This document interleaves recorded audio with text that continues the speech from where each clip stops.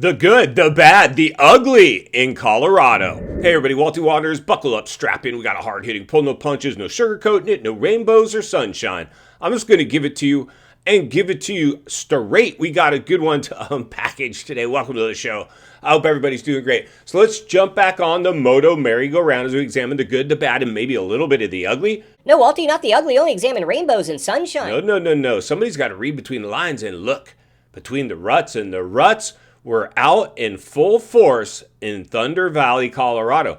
And this is supposedly Eli Tomac, beast mode, his track, his home race. And the reality is this. It doesn't really matter what track we go to. The Wonder Boy, the chosen one, the Moto Messiah will have a little bit. They're all going to become Jett's track. I mean, we're all living in Jett's world. We knew this. Now, Jett had found himself in the middle of a soap opera. His life is nothing short of a soap opera. And the poor kid can't even enjoy the fruits of his success because the waters have been so muddied by his family. And I mean, this is just the price you pay. I mean, you look at like when Ricky, the fans turned on Ricky, he didn't have a brother and a family necessarily meddling in his life the way the Wonder Boy does. Yeah, but I dethroned the king, Walty, and that's almost worse. The Wonder Boy is carrying that family on its back. If it wasn't for the Wonder Boy, the Hunter Lawrence, he'd just be another guy out there. His dad, we wouldn't even know about him. His agent, we wouldn't even care. It's only because Jett Lawrence has catapulted this family and himself into the stratosphere. And the industry actually has a little bit of a hand in this. When they initiated, they authorized, they agreed, they partnered with the VIP experience and the donut thing. I mean, it really started with the donuts for me. That's when it really didn't pass the smell test anymore. This is when you knew the industry had embraced the Wonder Boy as the new face of the sport. I can just imagine as somebody that back in the day that's been deep in the industry on a business side. I mean, I've seen the politics that go on there. They're just running a monopoly on whatever they can. So when they bent the rule, I mean, I could just imagine what happened is actually what they said is like, this kid is the new Jeremy McGrath. He's the new Ricky Carmichael. He's the new Bubba, all rolled up into one. He is our superpower. In fact, we have a strategic marketing campaign designed where we're going to get outside. We're gonna get this thing cross-marketed in other eyeballs, Telemundo, other sports. We're gonna call it playoffs. We're gonna do referees. We're gonna rephrase everything and try to make this thing bigger. And the reality is this. I've talked about this to nauseam. This is extreme sports. Extreme sports, right? Surf, skate, BMX, moto, X Games. This is hardcore bad boy stuff. So you can sugarcoat it, water it down, make it electric, make it woke, which they were about to do. Good job, you guys. If it wasn't for you guys and your pushback against this whole SMX embraces and supports pride, you would have seen pride flags. I mean, dude, keep this I mean, well, can you imagine if you're an ex-military and you have a military appreciation week and then now you're competing with Cinderfella week? Dude, not a good look. Not a good look. So at least that, I mean, I don't know, they'll probably continue to support pride however they can, but at least they didn't get, some Cinderfellas out there as the 32nd board girls, because that was about to come, really. But the reality is this. Thunder Valley, what I saw was a lot of things. First of all, what I saw is this field is now really the fastest guys are Eli and Jett. And Plessinger is making a case for himself. Justin Cooper is definitely sniffing at a win. And even the Wonder Boy's brother, Hunter, is in a class in his own as well. Those are really those five guys. Eli, Wonder Boy, Plessinger, Justin Cooper, and Hunter Lawrence. Those guys are kind of in, they're pretty much walking away. Those are going to be your top five guys. Now, there could be, occasionally somebody else gets up in there. But for me, what I saw is it was those guys. Now, again, I've said this before. Eli is pushing himself and crashing, trying to keep up with Jett. And Jett hasn't even fully uncorked it that I've seen. Because the only way we're going to see Jett, and I don't even know if he will go full send, because I don't know if he really needs to. And the reason is again, what I just mentioned before, segueing into this portion of the show. He's already not happy. The money won't make you happy. The money is, he's got the money now. And he's probably less happy now, rich, than he was when he was hungry. You see, when you're chasing your dreams, it's all about when you know how it is. I know for me, for a lot of times when I chased my goals, that was the magic time. Now when I look back at it, those were fun times. Yeah, I couldn't wait to achieve my goals. But when I think back, once you've achieved them, it's then what? Managing it, making more money. If you're not growing, you're, dying, whatever.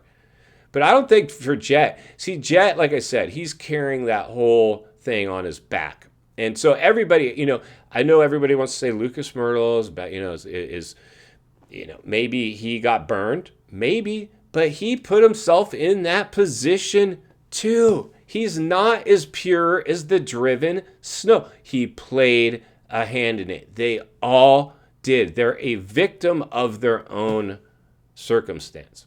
But with Eli Tomac, it's been rad to watch because, can you imagine if we had lost Eli and he had retired like he was planning? It would have been a completely just Norfest. It would have just been the Wonder Boy show again. Nobody's going to really, hats off. Plessinger again. Yeehaw! Shake and bake, baby! I don't know if we'll be able to see Plessinger do what he did in Colorado on a regular basis. But maybe, and then the fact it was pretty cool because we all knew he was going to KTM, and then I saw our boy Hopper and the presser actually say, "Hey, hypothetically, what did you think if Eli was to become your teammate?" Hypothetically, of course, and everybody's just like, "Dude, what are you doing? Like this? What are you even asking that? Like this is supposed to be kept under wraps. It's not. It's out. It's a done deal."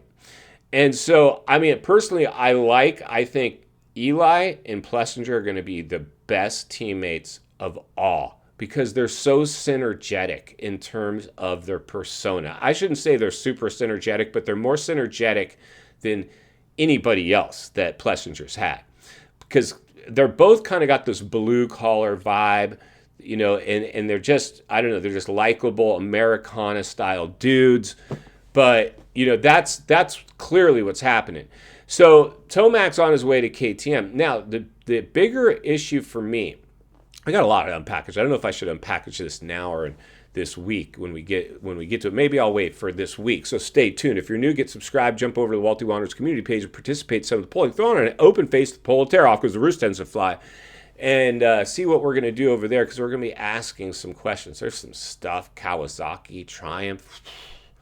Big issues. Big issues over there. Big developing issues. I'm really concerned for Cali at the moment. And I'll tell you why, even though they're getting chased. I'm not concerned, but it's going to be a soap opera over there. And that's where it comes back to synergy. You need to have a synergetic team. And I don't think there's a lot of synergy over at KTM in the corporate side, in the behind the scenes. Now, your riders, you're going to hit a home run. Now, but whether that, I don't think your two great, riders that are going to be on the same page are going to fix what's going on internally over there because you guys are digging yourself out of a hole, basically. But reality is this. They're going to have a powerhouse team, but the reality is it's just we're all living in Jett's world. Unfortunately, Jett is not happy, and it's all on display. It is. You could just see Jett really wants to be. He doesn't even care. I don't even think he likes his family anymore. I really don't. I see him broing down harder after the races with the other racers. That's what he wants more than anything. Have you noticed that? He wants it more than anything. Just to be cool with the other guys he's competing against. Does he love his brother? Of course.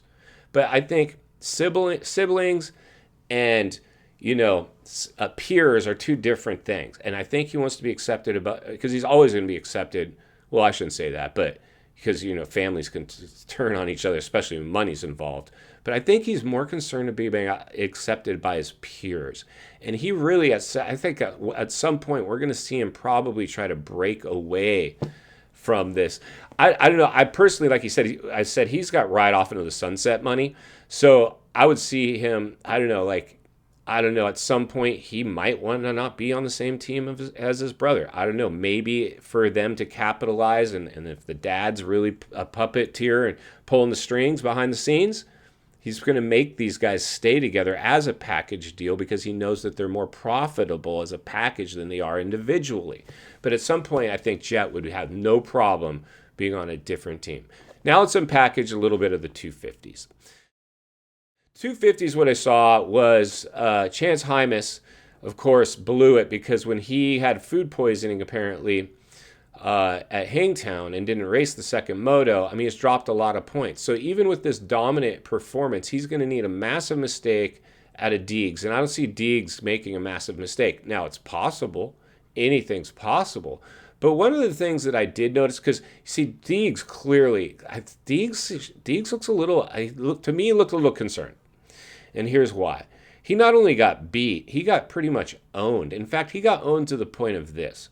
Hymas was not only the fast qualifier, which Deegs has been before, but he also hole-shotted both motos. Deegs never done that. Then he led every single lap and won both motos and got the over. Deegs has never done that. He's never hole-shotted both motos in a race and been the fastest qualifier and led every lap. He's never done that. So, but what I didn't really Chance, Hymas, if you're listening, dude, listen, you seemed a little cocky to me. You seemed a little cocky, and there's a difference between being confident and arrogant. Confidence, cool. But I don't know, I just saw you kind of like, I don't know, it just didn't really look right. Now, I will say this, even in the press conference, it looked like the Deegs, his answers were short. They were brief. It was I will hand it to the Deegs this. He wasn't running his mouth saying, they got lucky. I wish he had, actually. I'm going to come back next weekend and destroy these guys. I am pissed. That's what I'd love to hear him say. But the bike almost let go, and he was like, I don't know if it was the bike and me riding the bike the way I ride it. I mean, chances are it's the way the Deegs, we all know, he just goes to the rev limiter on that thing every chance he gets. I mean, it's part of his scare tactics to let riders know what time it is. He's full send Danger Boy Deegs, and he rides the bike according to that persona. Great, magnificent, beautiful. But the reality is this. Initially, I thought, Honda kind of blew it because they're losing Smoke and Joe. Like Bubba, it's great to have Bubba in the booth, right? Not your average Joe. I personally like average Joe more than Hymas. Now, I would say at this point, if I was a betting man, after what I just saw at a Hymas, Honda made the right choice by keeping Hymas because clearly the dude can ride. And he's all in bed with the Lawrence camp, training over at their dog pound or whatever they're calling it over there. And he's getting, seat time and laps in and being able to hang around with Jett. And that's only going to help you, obviously. Where Joe had been ostracized. Sushi, you still got the agent that we don't dig. You're not fitting into the mold. See you, Joe. Good luck. I mean, it was really that probably forced Honda's hand. But Chance, congratulations. Don't want to take away from your dominant win. It was impressive for sure. Very impressive. One of the most impressive dominant wins we've seen here to date.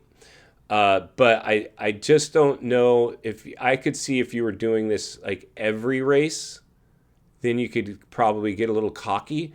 But one race, it's a little too early. And final thoughts, I come to you as a friend, as a content creator, as a moto guy. I want to see you not only win on the track, off the track. Understand the waters you're swimming in now, shark infested. Thunder Valley, welcome to the swimming pool. You delivered a gnarly racetrack to say the least. Altitude was not nearly as brutal as the heat. Of course, the industry wanted to spin the whole altitude thing. Most of the riders are like, whatever, like what do you think about the altitude? They did not care.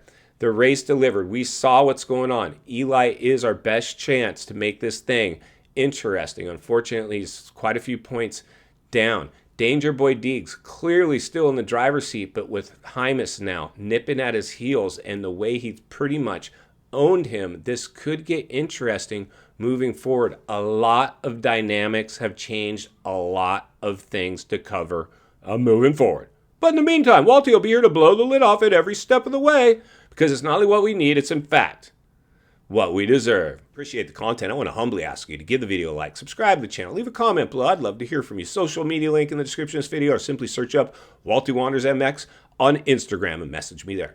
Also, if you love this video, you're going to really love the next video, and there's an easy subscribe icon for your convenience. As always, thank you for your time. Don't go over the bars.